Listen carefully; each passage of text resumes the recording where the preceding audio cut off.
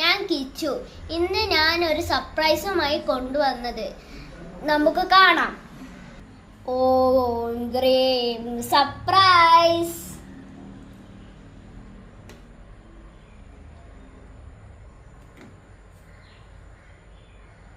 ഇത് എനിക്ക് തൊടിയിൽ നിന്നും കിട്ടിയതാണ്. എന്ത് സുന്ദരിയല്ലേ! അയ്യോ, ഇനി സുന്ദരനാവോ? എന്തായാലും എൻ്റെ ടെക്സ്റ്റ് ബുക്കിൽ ഈ പാഠഭാഗമുണ്ട്. എന്തായാലും ഞാൻ പഠിക്കുന്നുണ്ട്. വലിയ മിനുസം ഇല്ലെങ്കിലും നല്ല സോഫ്റ്റ് ആണ്. എപ്പോഴും തിന്നണം എന്ന വിചാരമേ ഉള്ളൂ. അപ്പിടെ ഈ പുഴുവിന് അത് മാത്രമേ ഹോബിയുള്ളൂ.